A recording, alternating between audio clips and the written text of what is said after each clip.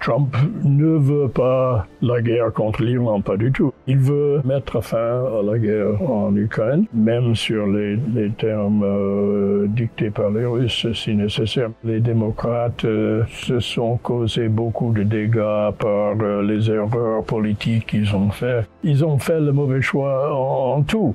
Immigration, mauvais choix.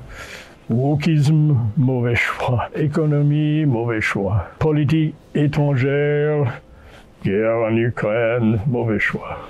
Mauvais choix partout.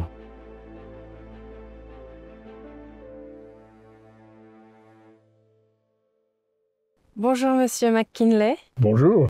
Merci beaucoup d'avoir accepté cette interview pour NTD France. Un plaisir pour moi. Vous êtes un diplomate américain de carrière, ancien ambassadeur des États-Unis à Haïti. Vous êtes aussi l'ex-directeur général de l'Organisation internationale pour les migrations. Je vous reçois aujourd'hui dans ce tout nouvel espace pour parler de politique américaine. Alors que Donald Trump fait un retour fracassant sur la scène politique, ses déclarations et celles de son entourage suscitent de vives réactions. Nous allons revenir avec vous sur ces événements et sur les répercussions possibles que cela pourrait avoir sur les États-Unis et sur le monde. Donald Trump et son administration ont multiplié récemment les déclarations choc. Dans ce marasme de déclarations et d'actions, en tant qu'expert, est-ce que vous arrivez à dégager un schéma rationnel dans tout ça ? Ah oui, je vais l'essayer. Je dois avouer que le style Trump n'est pas au goût de tout le monde. Il aime bien choquer, il aime bien épater les bien-pensants, pour ainsi dire. Il multiplie tous les jours les déclarations et il est parfois difficile de trouver la vraie signification dans tout cela. Mais pour moi, il y a des grandes lignes qu'on peut facilement identifier. Politique domestique, c'est assez clair. Il a déclaré ça pendant la campagne électorale. Il suit maintenant l'accomplissement. Il essaie d'accomplir ses actions. C'est quoi? C'est ressusciter un peu l'économie américaine, surtout dans la haute technologie, c'est-à-dire télécommunications, espace, énergie, nouvelles énergies, intelligence artificielle, ce sont des grandes lignes. Il combat le wokisme partout où il le trouve. Il s'attaque à l'état profond et essaie de minimiser l'influence de la bureaucratie, surtout à Washington. Et puis l'immigration, il veut éliminer, si possible, la partie de l'immigration qui est illégale ou incontrôlée, irrégulière. Bon, ça c'est difficile d'accomplir tout ça, mais c'est ce qu'il veut entreprendre domestiquement. Au niveau international, c'est un peu plus complexe, mais pour moi, il y a quatre grands axes, 4 cercles, 4 boucles, 4 thèmes majeurs. Le premier, c'est l'hémisphère occidental. C'est la doctrine de Monroe qui veut ravivifier un peu. La doctrine qui date d'il y a 2 siècles a deux volets. C'est l'insistance que au niveau de l'hémisphère occidental, c'est les États-Unis qui vont diriger. Et c'est aux autres, que ce soit le Canada, le Mexique, le Brésil, tous les pays doivent suivre les lignes fixées par les États-Unis ou au minimum ne pas faire des actions contre les intérêts des États-Unis. Il y a aussi un volet extérieur et c'est dirigé vers les puissances de l'extérieur du continent, des deux continents de l'hémisphère occidental. À l'origine, c'était l'Angleterre, la France, l'Espagne qui étaient visées. Maintenant, c'est la Chine. C'est la Chine qui est visée par cette nouvelle politique de la doctrine de Monroe.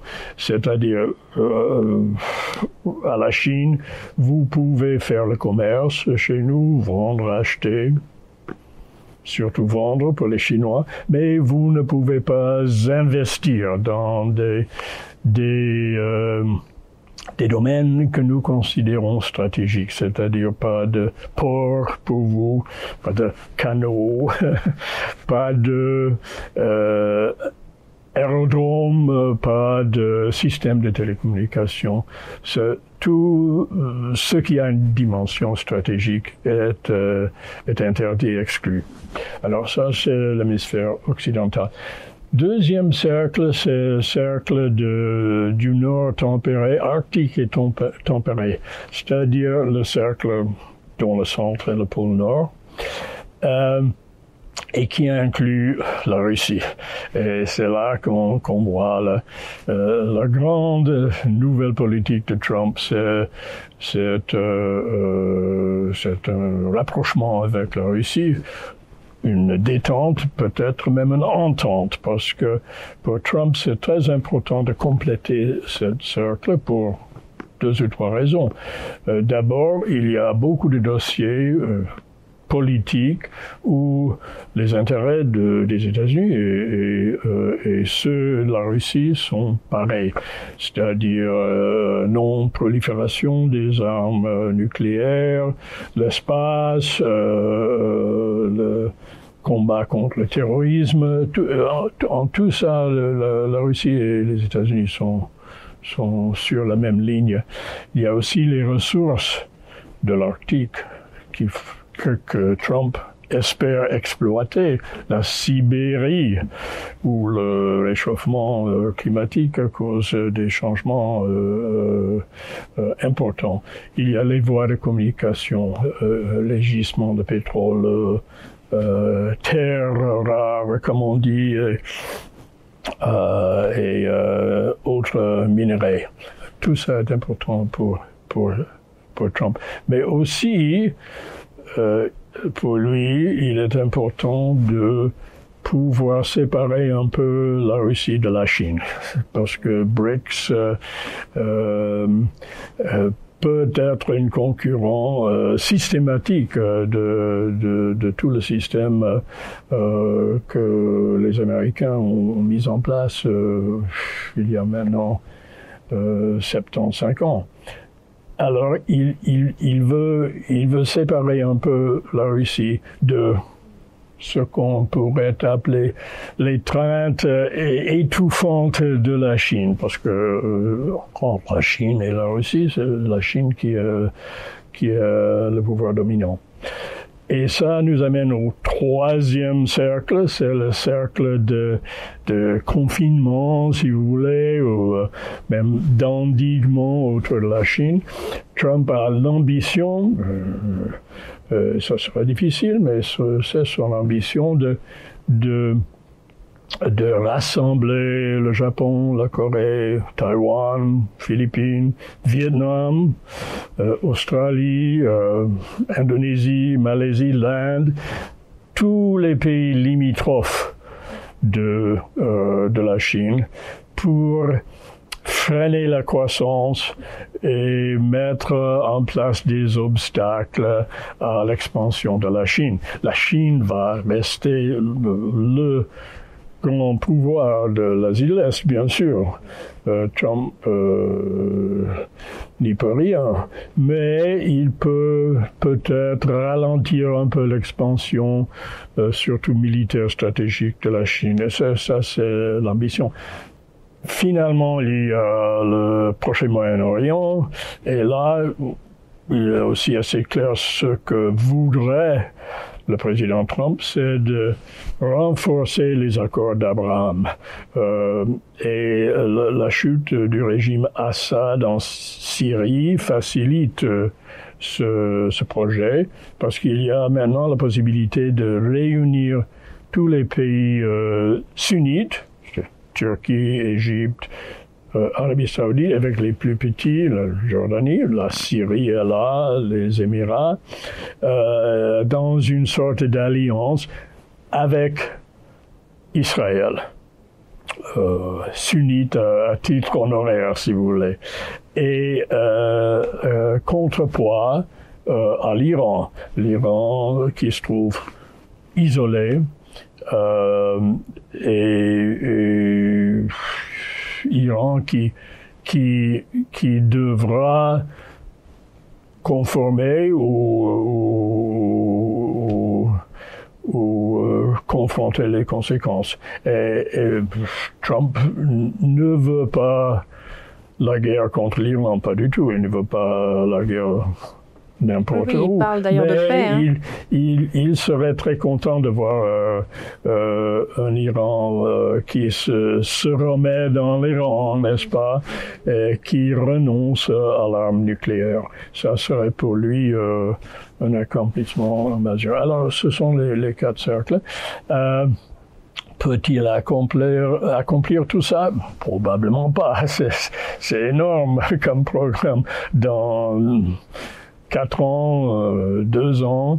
Non, mais s'il peut commencer avec tout ça, prendre les premiers pas, il veut que son vice-président, M. Vance, lui succède et pendant 12 ans, c'est possible de faire une sorte de renaissance de l'Amérique et révolution dans les affaires étrangères dans un monde multipolaire, pas comme récemment dans un monde unipolaire où l'Amérique a fait beaucoup de grosses erreurs, selon moi. Alors, ça, c'est un peu simplifié, mais voilà.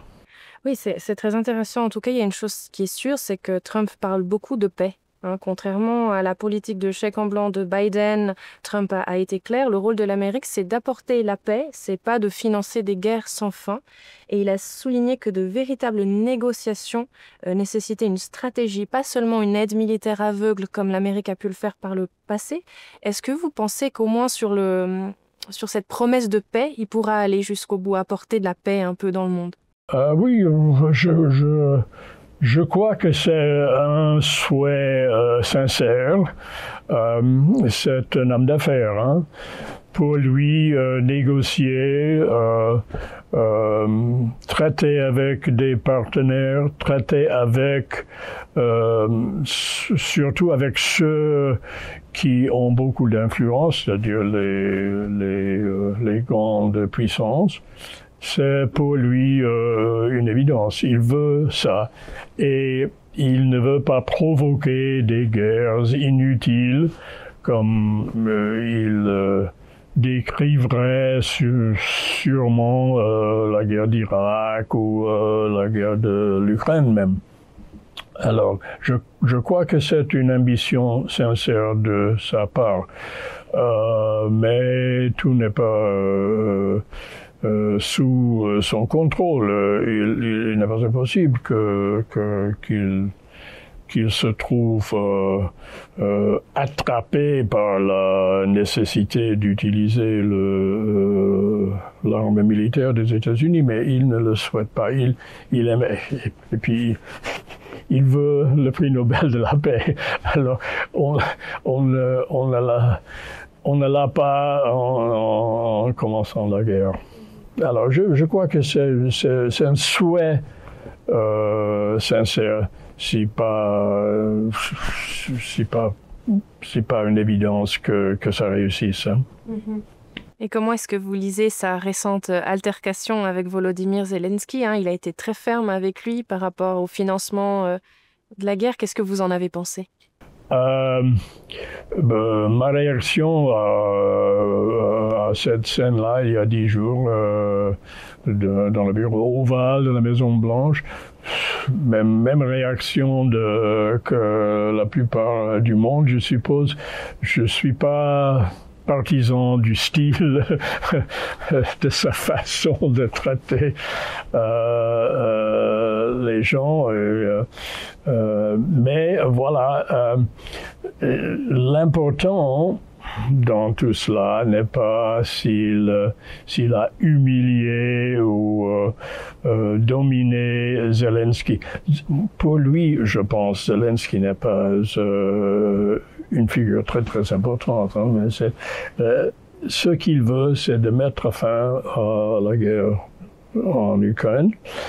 Et de commencer sérieusement, il a déjà commencé, mais renforcer, approfondir le rapprochement avec la Russie, c'est ce qu'il veut. La Russie, c'est la grande cible de toute sa politique. Et il sait qu'il doit faire quelque chose en Ukraine, mettre fin à la guerre. Il veut le faire, même sur les termes dictés par les Russes, si nécessaire, mais il veut cesser le combat en Ukraine et procéder avec sa politique russe. Ça, c'est la même chose. Et Zelensky, bon, il est là maintenant, dans 2 ans, dans 5 ans. Bon, Zelensky, on l'aura oublié peut-être. Alors, c'est pas très très important. C'est une indication de sa façon de traiter le monde. C'est un peu brutal, un peu new-yorkais. Moi, je suis aussi new-yorkais. Alors, je connais ce type un peu. C'est un malin, c'est très sarcastique, il est agressif. C'est lui. On peut l'aimer ou non. La plupart des gens ne l'aiment pas trop. Mais l'important, c'est ce qu'il veut accomplir et pas le bon usage de ses manières ou manque de manières. Mm-hmm. Oui, par rapport à la Russie, vous parliez des termes que la Russie aimerait voir accomplis pour une fin de la guerre. Qu'est-ce que c'est concrètement? Est-ce que Trump serait prêt à des changements de territoire, à redessiner les cartes? Qu'est-ce que ça impliquerait? Oui, je crois. Il y aura une négociation. Les négociations ont déjà commencé à Riyad et ailleurs et au téléphone, je pense. La Russie a été assez claire qu'elle veut garder les 4 oblasts, les 4 provinces, plus la Crimée, et insiste sur une sorte de neutralité pour ce qui reste de l'Ukraine. Alors ça, c'est la position des Russes, et il est possible que Trump cède à cela. Et en ce faisant, il cherche querelle avec les autres membres de l'OTAN, mais ça c'est un autre dossier. Mais je pense que la priorité pour Trump, c'est mettre fin à la guerre le plus vite possible. Oui, concernant la paix, la défense, Donald Trump a beaucoup critiqué l'OTAN ces derniers temps et les faiblesses de l'OTAN. Il est allé jusqu'à menacer de ne plus défendre ceux qui ne paient pas, qui n'apportent pas leur contribution à l'OTAN. Est-ce que vous pensez qu'il pourrait aller jusqu'au bout, à se désengager, à finir par se retirer de cette alliance qui ne lui convient plus, visiblement? C'est une question difficile. La réponse va dépendre des développements, des réactions, des événements qui auront lieu à l'avenir. Pour moi, il serait bien si l'Europe se réveille un peu et commence elle-même une politique ostpolitique, c'est-à-dire le rapprochement avec la Russie. Je trouve que c'est très, très, très artificiel, cette nouvelle guerre froide, ce nouveau rideau de fer que quelques Européens insistent mettre en place entre la plus grande pays de l'Europe, la Russie, et tout le reste. Et surtout, je ne comprends pas la position des Allemands, par exemple, les Allemands qui dépendaient et dépendront à l'avenir de l'énergie bon marché par les gazoducs. Il est insensé de poursuivre une politique d'hostilité entre l'Allemagne et la Russie. Mais c'est très compliqué. Vous savez bien, il y a beaucoup de voix au sein de l'Europe. Les Orbán et les Mélanie qui sont un peu plus russes et les Français et les Britanniques surtout, peut-être aussi d'autres pays, les Néerlandais, qui sont très hostiles pour des raisons qui n'ont rien à faire avec les réels intérêts de ces pays, selon moi. Alors, l'Europe se trouve un peu coincée entre les deux superpuissances. Si l'OTAN va survivre comme avant, probablement pas, hein, parce que l'OTAN c'était pour attirer les Américains, pour repousser les Russes et pour faire que les Allemands ne se lèvent plus. Ça, c'était le rationnel à l'origine de l'OTAN. Et tout ça, c'est un peu périmé, hein?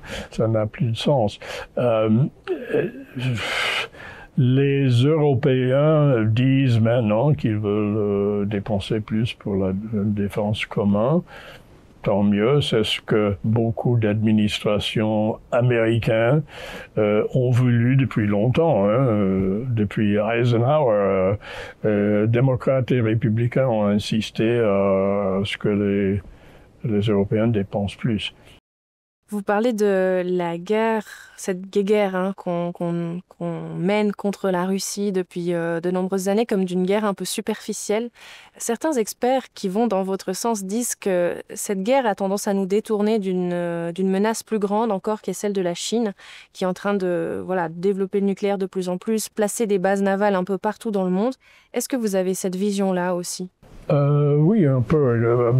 Le consensus maintenant en Amérique, mais peut-être aussi en Europe, c'est que la Chine est vraiment la plus grande menace. On dit menace, mais c'est peut-être pas le bon mot. Le défi, disons, parce que la Chine s'est développée tellement rapidement et s'est tournée décidément vers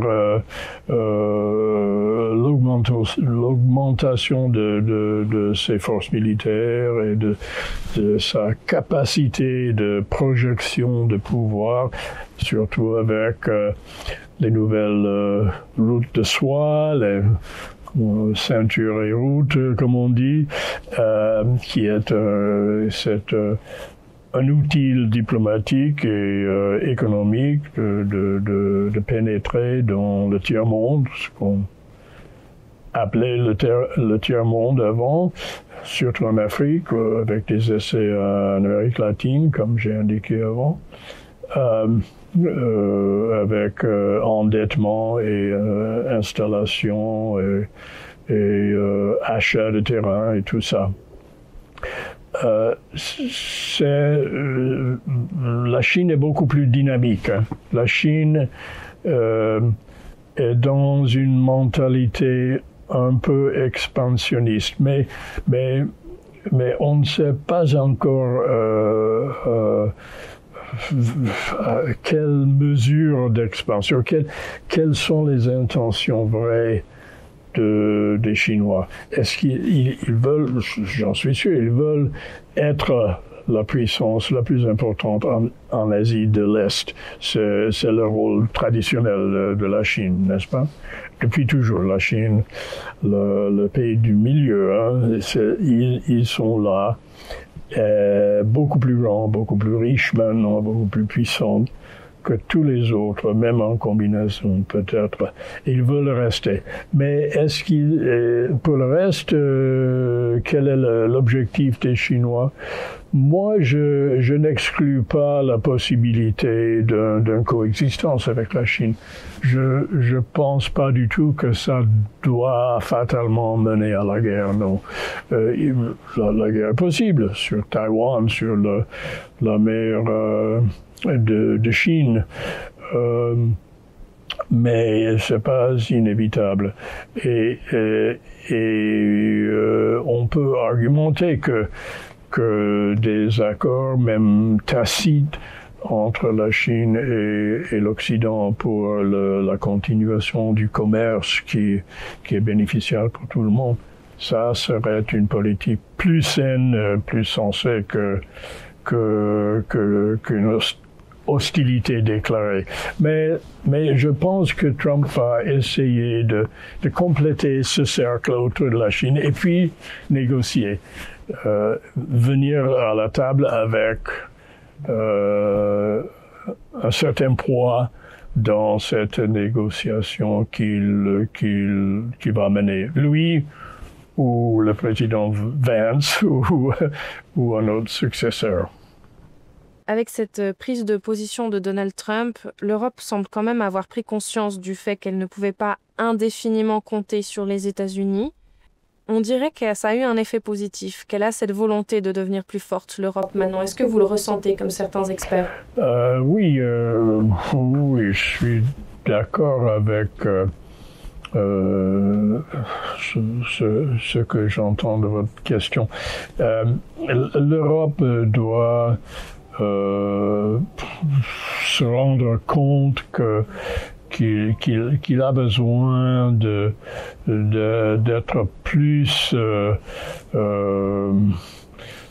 plus conséquent vers l'extérieur, je dirais, et trouver la bonne situation entre les deux puissances. L'Europe peut toujours être une puissance, mais pour moi pas militaire ni stratégique, plutôt économique. Et c'est-à-dire il faut avoir de la diplomatie et de bonnes relations avec les deux grandes puissances nucléaires, disons. Je vous propose qu'on se concentre maintenant un peu sur la politique intérieure. Le discours de Trump sur l'immigration s'est durci depuis son retour avec une rhétorique de plus en plus clivante sur la place des étrangers aux États-Unis. En tant qu'ancien directeur général de l'Organisation internationale pour les migrations, comment est-ce que vous analysez cette orientation? Oui, Trump a un peu fermé les frontières des États-Unis, mais il n'est pas anti-immigration. Les États-Unis ont besoin d'immigration, mais il veut être sélectif, il veut choisir les immigrants pour le bénéfice de son pays. Il veut mettre fin aux flux irréguliers, illégaux qui vient du sud, de la frontière sud des États-Unis. Mais il va devoir implémenter une politique d'immigration choisie, sélectif. C'est la tradition aux États-Unis depuis la guerre. Avant, c'était les frontières ouvertes. Maintenant, c'est sélectionné. Et pour les industries de haute technologie qu'il veut renforcer, c'est important de pouvoir attirer les meilleurs cerveaux de partout dans le monde. Il va le faire. Il va rouvrir, mais sélectivement. Pour moi, c'est la bonne politique. On sait aussi que Trump revendique une approche entrepreneuriale de la politique, mais les licenciements massifs et brutaux dans certaines administrations ou entreprises proches de son entourage ont posé question. Comment est-ce que vous avez vu ces licenciements massifs? Ah oui, ben ça... La réduction de la bureaucratie, c'est important pour lui, mais ça peut avoir un effet déprimant sur l'économie. Et les droits de douane aussi, ça c'est une politique un peu risquée. Les droits de douane servent comme instrument de négociation aussi pour accomplir d'autres objectifs. Mais il risque aussi de relancer l'inflation qui a nui à son prédécesseur. Hein. Alors ça va être un peu sensible tout ça. Déjà, il y a une certaine résistance à M. Musk quand il veut... Surtout quand il veut mettre fin à des dépenses militaires, parce que ça affecte l'industrie partout et d'une façon importante qui provoque une résistance de la part du Congrès. C'est bien connu. Alors ça, il faut... gérer avec beaucoup de doigté s'il va réussir. Mais on verra, hein, c'est l'une des questions. Est-ce qu'il peut vraiment accomplir tout ça sans causer des effets négatifs? En tout cas, malgré quelques voix contestataires chez certains démocrates et certaines critiques un peu isolées de la part de certains républicains, on a l'impression que Trump bénéficie d'une opposition faible, d'un manque de contre-pouvoir. Est-ce que vous avez, vous aussi, cette sensation? Oui, bien sûr. C'est assez remarquable la faiblesse de l'opposition à Trump. Il a maîtrisé l'art d'aller toujours à l'offensive et toujours semer la confusion dans l'opposition. Mais il est vrai aussi, je pense, je le regrette, mais je pense que c'est vrai que les démocrates se sont causés beaucoup de dégâts par les erreurs politiques qu'ils ont faites pendant l'administration Biden. Pour moi, c'était triste et même minable de voir combien d'erreurs de jugement politique les démocrates ont fait. Alors, ils méritent un peu d'être sur la défensive. Mais ils vont revenir. Et déjà, des figures clés dans le Parti démocrate comme Gavin Newsom, gouverneur de la Californie, il a déjà modifié quelques positions et se positionne pour faire un appel plus vaste, plus large à la majorité des électeurs américains qui soutiennent maintenant Trump, mais d'une marge assez faible et qui peuvent être convaincus un jour à revenir au Parti démocrate.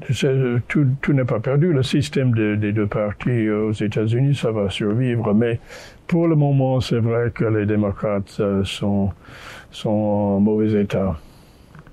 Vous dites en mauvais état? Oh oui, politiquement, n'est-ce pas?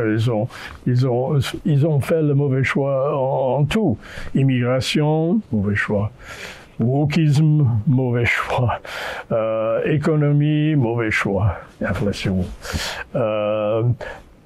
Politique étrangère, guerre en Ukraine, mauvais choix. Mauvais choix partout. Mais ce sont des choix. On peut faire d'autres choix. Il n'est pas trop tard pour... Il n'est pas trop tard. Ils vont revenir. Un jour, ils vont revenir. Mais peut-être pas dans 3 ans et demi, peut-être pas dans 11 ans et demi, mais ils vont revenir. Comment expliquer ces erreurs de jugement que vous mentionnez sous l'administration Biden? Est-ce que c'est l'influence des médias? Comment expliquer tous ces chemins de travers? Je sais pas, si on savait, hein, pourquoi les démocrates n'ont pas pu vraiment comprendre les directions de la pensée du public. Hein. Ça, pour ce qui concerne l'intérieur, surtout le wokisme et l'immigration, ils se sont trouvés sur le mauvais côté de ces deux questions majeures. À l'extérieur, je pense que c'est l'héritage du moment unipolaire dont on a un peu parlé avant. Il y avait dans les années 90, dans les années 2000,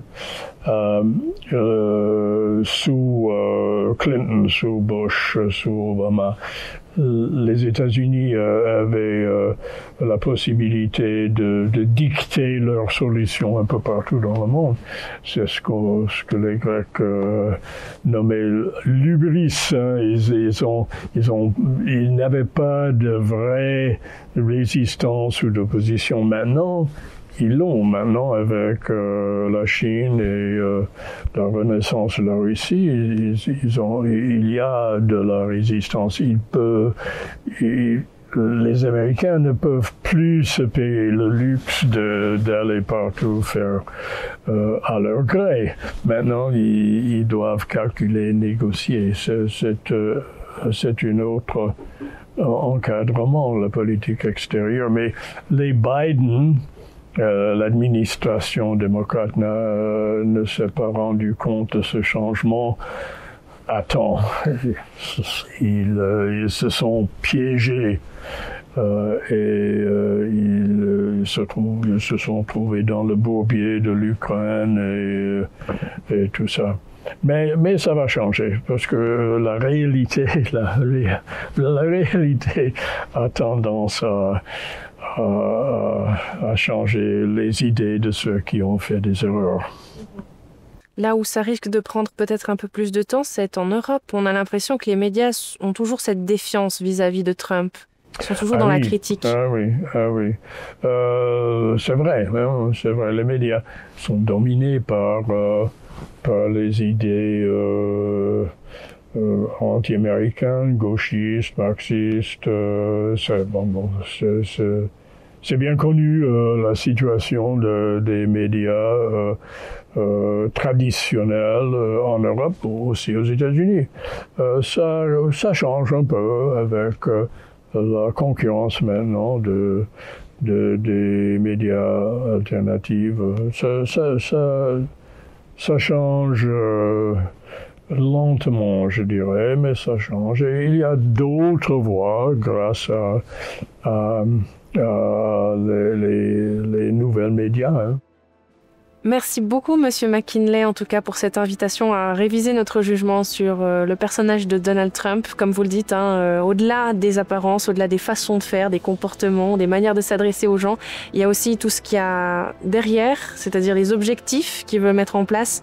Et puis, il faut se concentrer sur les actions qu'il va réaliser. Donc c'était important de revenir avec vous sur ça aujourd'hui. Je vous remercie, Monsieur McKinley, pour cette intervention très intéressante. C'était un plaisir pour moi, une très bonne conversation. Merci beaucoup.